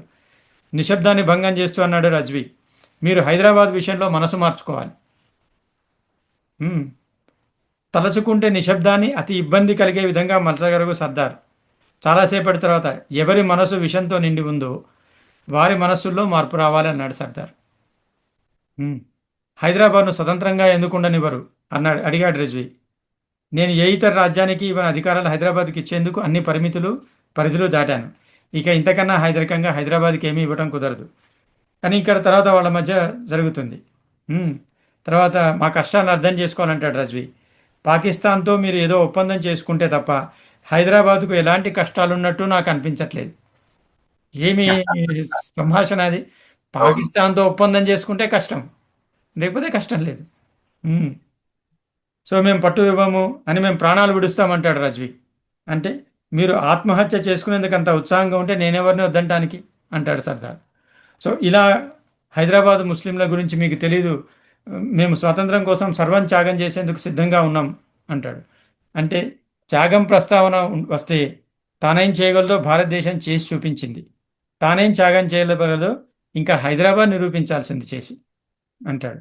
రక్తం చిందిస్తాం, మిల్లత్ కోసం రక్తం చిందిస్తామని, దీనికోసం మిల్లత్ రజ్వీ అరుచుకుంటూ వెళ్ళిపోతాడు. రజ్వీ అరుపులను శాంతంగా విన్నాడు సర్దార్. అరిచి అరిచి ఊపిరి పీల్చుకునేందుకు రజ్వీ ఆగినప్పుడు శాంతంగా చెప్పాడు, ఆలస్యం అయ్యేలోగా నిజాన్ని మీరు గ్రహిస్తే మంచిది. వెలుతురు ఎదురుగా ఉన్నప్పుడు దాన్ని విస్మరించి చీకటిలోకి దూకకండి. ఇది సర్దార్ డైలాగ్. సో ఇలా వ్యవహరించాడు సర్దార్. ఆవేశానికి వచ్చేసి వాడన్నాడు కాబట్టి మనం అనాలి, ఇది కుదరదు, అది కుదరదు. మౌనం, శాంతం, బట్ దృఢ నిశ్చయం, పట్టుదలకూడదు. ఇది సర్దార్ వ్యవహరించిన విధానం. సో ఇలా వ్యవహరించాడు కాబట్టి సర్దార్ మీద కూడా రకరకాల ఆరోపణలు చేశారు. మున్షీ మీద ఆరోపణలు చేశారు. మున్షీ అబద్ధాలు ప్రచారం చేస్తున్నాడని డిఫేమ్ చేయాలని ట్రై చేశారు. కానీ అన్నీ తట్టుకున్నారు. ఎందుకంటే వాళ్ళ ఎదురుగా లక్ష్యం ఒకటి ఉంది, అంతే. దానికోసం దృఢ నిశ్చయం ఉంది సాధించాలని. ఇది వాళ్ళ కోసంగా, దీనివల్ల మున్షికి కోట్లు కోట్లు రాలేదు, సర్దార్కి కోట్లు కోట్లు రాలేదు. దేశ భాగం కోసం, భవిష్యత్ తరాల ముందు తాము జవాబుదారీ అన్న గ్రహింపు ఉంది కాబట్టి భవిష్యత్ తరాలకు జవాబుదారీగా తల వంచుకొని నిలబడకూడదనే ఒక లక్ష్యంతో వాళ్ళు ఈ పని చేశారు. అండ్ ఈరోజు 150వ జన్మదినం రోజు కూడా సర్దార్ గురించి మనము ఇలా మాట్లాడుకోగలుగుతున్నామంటే వారు తీసుకున్నటువంటి కఠినమైన చర్యలు, సర్వం త్యాగం చేసి స్వచ్ఛందంగా దేశం కోసం పాటుపడి అన్ని రకాల ఆరోపణలను, ఒత్తిళ్లను ఎదుర్కొని తాము అనుకున్నది చేసినందుకు సర్దార్ పటేల్ గురించి కానీ, మున్షీ గురించి కానీ మనం చర్చించుకోగలుగుతున్నాం.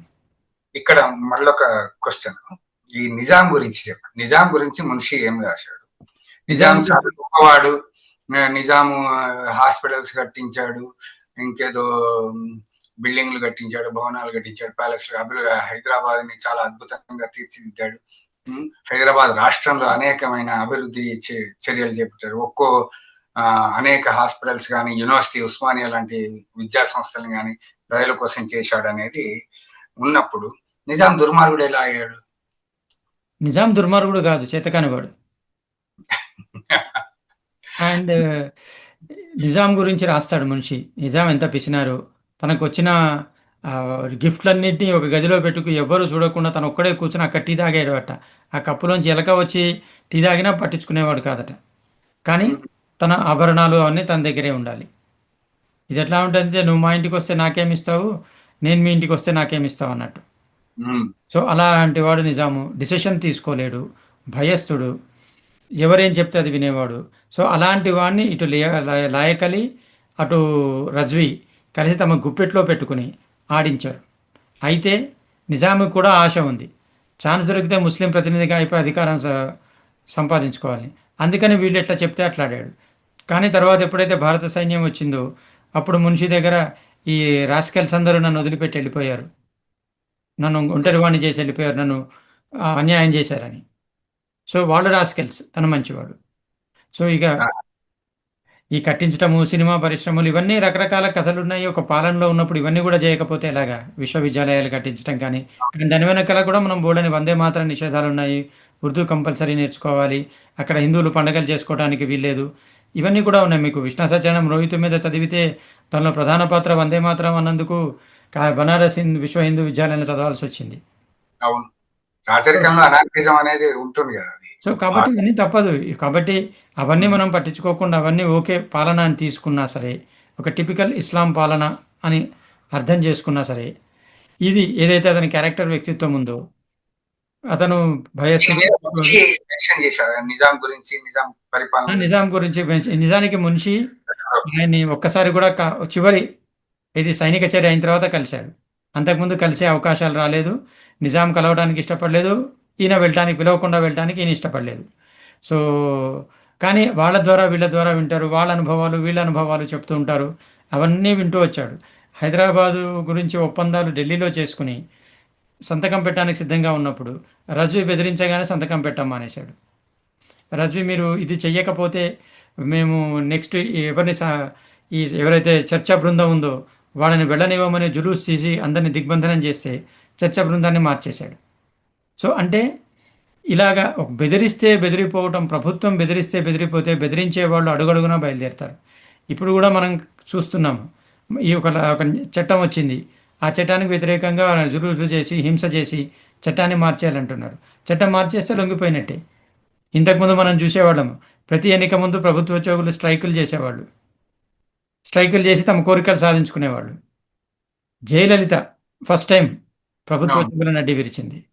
సో అప్పటి నుంచి కొంచెం ప్రభుత్వ ఉద్యోగులు స్ట్రైక్ చేయాలంటే భయపడుతున్నారు. కానీ ఈరోజు కూడా ప్రతి ఒక్కళ్ళు బెదిరించే వాళ్ళే, ప్రతి ఒక్కళ్ళు హింసకు దిగేవాళ్ళే. సో ఈ పరిస్థితి మారాలి దేశంలో. రాజ్యం అన్న గౌరవము, ప్రభుత్వాధినేత అంటే కనీస మర్యాద, ఇలాంటివి లేని సమాజం తయారవుతోంది మన మధ్య. పెద్ద పెద్ద పదవుల్లో ఉన్న వాళ్ళే అలా ప్రవర్తిస్తున్నారు. సో ఇక్కడ సర్దార్ పటేలు, మున్షి లాంటి వాళ్ళు ఇలాంటి పరిస్థితి చూసి ఎంత బాధపడేవారు. ఇటువంటి పరిస్థితి రాకూడదని వాళ్ళు మోరల్ వాల్యూస్ అని, ఎడ్యుకేషన్ సిస్టమ్ అని, చరిత్ర సరిగా రావాలని, చాలా సరిగా తెలియాలని చాలా కష్టపడ్డారు. ఈ రచనలో ఈ రచన మొత్తం అయిపోయింది కాబట్టి ఈ రచనలో ద్వారా హైదరాబాద్ స్టేట్ కి జరిగిన నష్టం రజాకార్ల వల్ల ఎక్కువ జరిగిందా, కమ్యూనిస్టుల వల్ల ఎక్కువ జరిగిందా, మీ అభిప్రాయం ప్రకారం? నష్టాన్ని మనం బేరీజు వేసి చూచే కొలమానికలు మన దగ్గర లేవు. ఫస్ట్ నష్టం అందరి వల్ల జరిగింది. మౌనంగా ఉండి ప్రతిదీ 85% ఉండి కూడా దెబ్బతింటూ కొట్టిన దెబ్బని భరిస్తూ బాంచన్ కాల్మోక్తా అని లొంగిపోయిన హిందువుల దగ్గర మీద ఎక్కువ బాధ్యత ఉంటుంది. ఎందుకంటే ఒకడు మన వీపు మీద ఎక్కాడంటే అర్థం మనం వంగి వాడిని ఎక్కనిచ్చామని అర్థం. సో వాడు వచ్చి కొడుతున్నాడు, మనం ఎదురు తిరిగి కొట్టలేకపోయాం. వాడు కొడుతున్నాడని పారిపోయాం, బెదిరిస్తే లొంగిపోయాం. మీరు 20% 25% దగ్గరికి వస్తుంటేనే ఇప్పుడు దేశంలో ఏం జరుగుతుందో చూడండి. సో 85% ఉండి ఇలా ఉన్నామంటే ప్రధాన దోషము హిందువులది, ప్రజలదే, ప్రజ హిందూ ప్రజలది. హిందూ ప్రజలది. ఉమ్. వాళ్ళలో వాళ్ళ అనైకమత్యము, ఒకరితో ఒకరు సఖ్యత లేకపోవటము, లేకపోతే మనం పోరాడాలన్న జిజ్ఞాస లేక, అది కూడా రాస్తాడు మున్షి. మనము ఇన్ని తరతరాల బానిస పాలన వలన ఇక్కడ హిందువులు బలహీనులు అయ్యారు. అది స్పష్టంగా ఇంట్రడక్షన్లో రాస్తాడు. వీళ్ళు బలహీనులు అయ్యారు. ఆ బలహీనత ఇతరులకి బలమైంది. సో ఆ బలం ఫస్ట్ ఇక్కడ ఇప్పుడు కమ్యూనిస్టులు వచ్చి చెప్పారు, మనం ఎందుకు నమ్ముతున్నాం? ఇది అబద్ధం, ఇది నిజం అని ఎందుకు చెప్పలేకపోయాం? మనకి డాక్యుమెంట్స్ ఉన్నాయి. ఒక మున్షి ఒకడే కాదు, ఇంకా చాలామంది రాశారు. రామానంద తీర్థ రాశాడు, శేషాద్రి రాశారు, ఇంకా రకరకాల డాక్యుమెంట్స్ ఉన్నాయి. ఆ రోజు ప్రత్యక్ష సాక్షులతో కూడా మాట్లాడాం కదా. ప్రత్యేక సాక్షులు ఉన్నారు. మనం గుడిపూడి సుబ్బారావు గారు మనం మొన్న కూడా మనకి వారి అకృత్యాల అత్యాచారాల గురించి, రజాకార్ల గురించి చెప్పారు, కమ్యూనిస్టుల గురించి చెప్పారు. ఆయన ప్రధానంగా ఒక మాట అన్నారు, కమ్యూనిస్టుల కన్నా రజాకార్లే నయమని. సో సో ఎవరి వల్ల నష్టం జరిగిందంటే, నీ చేతను నా చేతను వరమడిగిన కుంతి చేత వాసవ చేతనని ఓ లిస్టు పెద్ద చదవాల్సి ఉంటుంది. కానీ ప్రధానంగా 85% ఉండి కూడా అతే అల్పుల్లాగా బలహీనంగా దేబరించినటువంటి వాళ్ళదే తప్పు. ఇది నా రీడింగ్. ఇప్పుడు ఈ హైదరాబాద్ లో జరిగిన కమ్యూనిస్ట్ పోరాటము అని చెప్పబడే కమ్యూనిస్ట్ పోరాటము తర్వాత వచ్చిన ఈ నక్సల్బరీ ఉద్యమానికి ఏమన్నా భూమికలాగా మారిందని అనుకోవచ్చా? అనుకోవచ్చు. సాయుధ అనుకున్నాం కదా, ఇద్దరు విడిపోయారు. సాయుధ పోరాటం కూడదని. ఆ కూడదనుకున్న వాళ్ళు జనజీవన స్రవంతిలో ఉంటూ విషం వెదజల్లారు. సాయుధ పోరాటం కావాలనుకున్న వాళ్ళు అడవుల్లోకి వెళ్ళి తుపాకులు పేల్చారు.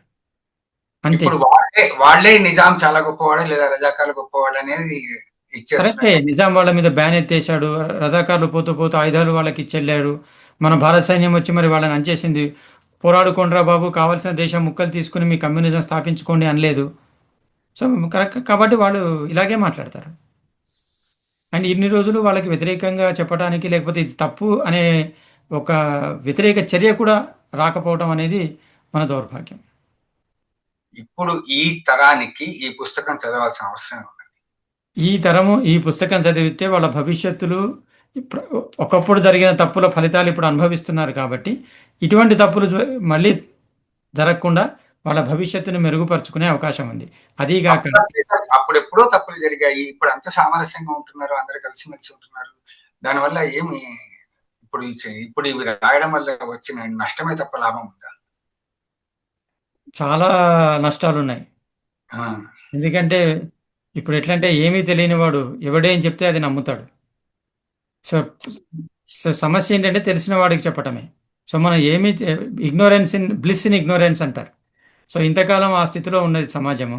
ఇప్పుడు నిజంగా మన ఎదురుగా ఉన్న నిజాల్ని గ్రహించే పరిస్థితికి వస్తుంది. కాబట్టి యాక్చువల్గా ఈ పుస్తకాన్ని తీసుకుని మొత్తం విద్యార్థుల దగ్గరికి వెళ్ళి ఈ నెక్స్ట్ సెప్టెంబర్ 17th దాకా మొత్తం తెలంగాణ అన్ని ప్రాంతాల్లో విద్యార్థులకి ఇది చెప్పి ఇది నిజం, ఇది జరిగింది విత్ ప్రూఫ్స్. కావాలంటే అది చదవండి, ఇది చదవద్దంటం లేదు. అది చదవండి, ఇది చదవండి, నిజమేదో మీరు గ్రహించండి, మన కళ్ళెదురుగా జరుగుతున్నది చూడండి అని చెప్పి వాళ్ళకి నిజానిజాలు వాళ్ళే గ్రహించేట్టు చేయాలి. మనం రుద్దద్దు. చేస్తే నెక్స్ట్ సెప్టెంబర్ 17th చెప్పే అబద్ధాలకి ఇది అబద్ధం అని నిలదీసేటువంటి పరిస్థితికి మన ప్రజలు రావాలన్నది ఒక కోరిక, ఒక ప్రయత్నం. సో అల్టిమేట్గా భగవంతుడి ఇందుకోసం మీ ప్రయత్నం ఏంటి? ఈ పుస్తకాన్ని ప్రజల దగ్గరికి ఎట్లా తీసుకుపోదాం? అదే వెళ్ళటము, కాలేజీలకి యూనివర్సిటీలకు వెళ్ళటము, సభలు చేయటము, పుస్తకాన్ని చెప్పటము, దీనిలో ఉన్న అంశాలు వివరించటము, మీకు తెలిసిన విషయాలతో పోల్చుకోమంట. ఇంటికి వెళ్ళి మీ తాత ముత్తాతలను అడగమని చెప్తాం. నేను ఈ సభ చేసినప్పుడు, ఈ పుస్తకం గురించి సభ చేసినప్పుడు ఎంతమంది స్టేజ్ మీదకి వచ్చేసి మా ముత్తాత చెప్పాడండి, లేకపోతే అక్కడ మా నాన్నగారు గుడిలో పూజారిగా ఉంటే వాళ్ళు వచ్చి కత్తులతో పొడిచారండి, ఎందుకంటే గుడి ఆక్రమించుకొని మసీదు నిర్మించుకోవడం కోసము, ఇలాంటి కథలు చెప్తున్నారు. సో తట్టి చూడండి, ఈ మట్టిలో ప్రతి కణం కణం కథ చెప్తుంది. మనము దాన్ని విస్మరించి దేశం అంటే మట్టి కాదో, దేశం అంటే మనుషులో అని మట్టిని విస్మరించటం వల్ల మనకు మనుషులు చెప్పే అబద్ధాలు మిగులుతున్నాయి, మట్టి చెప్పే నిజాలు మర్చిపోతున్నాం. ఏ మాఠీ సభీకి కహానీ కహేగి అంటాడు ఒక మహాకవి.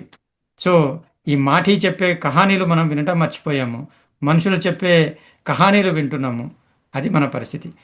నా ప్రయత్నంగా వీలైనంత మటుకు నేను నిజం అనుకున్నవి నిజాలు అని చెప్పి విత్ ప్రూఫ్స్ గాల్లో చెప్పడం కాకుండా చూపిద్దాము. తర్వాత భగవదేచ్ఛ, మన ప్రయత్నం, మానవ ప్రయత్నం అంతే. ఈ పుస్తకం చివరగా ఈ పుస్తకం ఎక్కడ దొరుకుతుంది, చదివే వాళ్ళు ఎలా తీసుకోవాలో అది మీరు చెప్పేసి. ఈ పుస్తకము నవోదయాలో దొరుకుతుంది, సికింద్రాబాద్ సుల్తాన్ బజార్లో ఉంది, సాహిత్య నికేతన్ బర్కత్పురాలో ఉంది, విజయవాడలో సాహితీ ప్రచురణలో వేశారు. బహుశా విజయవాడలో కూడా సాహిత్య నికేతను లో దొరకచ్చు. అలాగే ఎంఎస్కో లక్ష్మి గారు అక్కడ 9849992890 వారి నెంబరు. ఫోన్ చేస్తే పుస్తకం ఉంటుంది. సో ఈ రకంగా మనసుంటే మార్గం ఉండకపోదు. కొని చదవాలనుకుంటే ఎక్కడైనా పుస్తకం దొరుకుతుంది. లేకపోతే ఇంట్లోంచి బయటకు వెళ్ళి పోస్ట్ మ్యాన్ తెచ్చిన పుస్తకం తీసుకోవడం కూడా కష్టమే. మీ ఫోన్ నెంబర్ ఇంకొకసారి చెప్పండి. ఇది నా ఫోన్ నెంబర్ కాదు, పబ్లిషర్ ఫోన్ నెంబరు 9849992890. ఇది పని వేళల్లో, పని రోజుల్లో మాత్రమే ఫోన్ చేయాలి, సెలవు రోజుల్లో ఈ ఫోన్ పనిచేయదు. ఇదండి. అండ్ ఒక రచయితగా నేను చేయగలిగింది నేను చేస్తున్నాను, ఆ తర్వాత సమాజం బాధ్యత. ధన్యవాదాలు. చాలా చక్కని పుస్తకం గురించి చక్కని పరిచయం చేశారు. ఈ రోజు పటేల్ జయంతి సందర్భంగా ఈ పుస్తక పరిచయం అనేది చాలా అవసరమైనది. దాన్ని చదివి తీరాల్సిన పుస్తకంగా నేను భావిస్తున్నాను. ధన్యవాదాలు మురళీకృష్ణ గారు. బహు కృతజ్ఞతలు, ధన్యవాదాలు. ముగింపుగా నేను సర్దార్ పటేల్ ఒక కొటేషన్ చదవాలనుకుంటున్నాను. పుస్తకం అట్ట చివరిలో ఉంది. భారతదేశం ఒకే దేశంగా మనగలగాలంటే భారతదేశంలోని ముస్లింలు అంతా ఈ దేశానికి చెందినవారమని, ఈ దేశంతో విడదీయరాని వారసత్వం తమదని అంగీకరించాలి. తాము ప్రత్యేకమన్న భావన రానియకూడదు. పాకిస్తాన్ పట్ల ఎలాంటి విధేయతను, సమర్థనను చూపకూడదు. దేశంలోని ఇతరుల పట్ల ఎలాంటి వైరి భావనను ప్రదర్శించకూడదు. ఇది నాకన్నా సర్దార్ భావన, ఇది మున్షి అంటున్నాడు. నా ఆలోచన ఇది. అంటే ఇది ఈనాటికి కూడా వర్తిస్తుంది, ఎప్పటికీ వర్తిస్తుంది. ఈ దేశంలో ఉన్న ప్రతి పౌరుడికి వర్తిస్తుంది. ముస్లింలకే కాదు, పాశ్చాత్య భావజాలాలలో, పాశ్చాత్య మతాల వెంటపడి ఇది తమ దేశం కాదని పాశ్చాత్య బయట దేశాలకి ఏదైతే విధేయత చూపేవారు ఉన్నారో, బయట పవిత్ర స్థలాలకు విధేయత చూపించేవాళ్ళు ఉన్నారో, వాళ్ళందరూ గ్రహించాల్సిందే. ఒక సమావేశంలో సర్దార్ పటేల్ స్పీచెస్లో చూడండి స్పష్టంగా అడుగుతాడనమాట. నిన్నటిదాకా ప్రత్యేక దేశం కావాలని పోరాడిన వాళ్ళు స్వతంత్రం రాగానే ఈ దేశంలో ఉండిపోగానే ఒక క్షణంలో ఈ దేశానికి విధేయులను నమ్మటం ఎలాగా? సో రజాకార్లమని, హిందువులు గోబర్ పరస్తులని, లేకపోతే వాళ్ళని తిట్టుకు మాకు బానిసలు, మేము పాలక వర్గం వాళ్ళమని నమ్మి కత్తులతో పొడిచి తుపాకులతో కాల్చిన వాళ్ళు ఒక్కసారి సైన్యం రాగానే అన్నీ వదిలేసి భారత్ మాతాకి జై అంటారని నమ్మటం సాధ్యమా? సో అది మన సమస్య. ఆ సమస్యని మరింత స్పష్టంగా ఎత్తి చూపిస్తుంది, గ్రహించేట్టు చేస్తుంది ఈ పుస్తకం. ధన్యవాదాలు. నమస్కారం.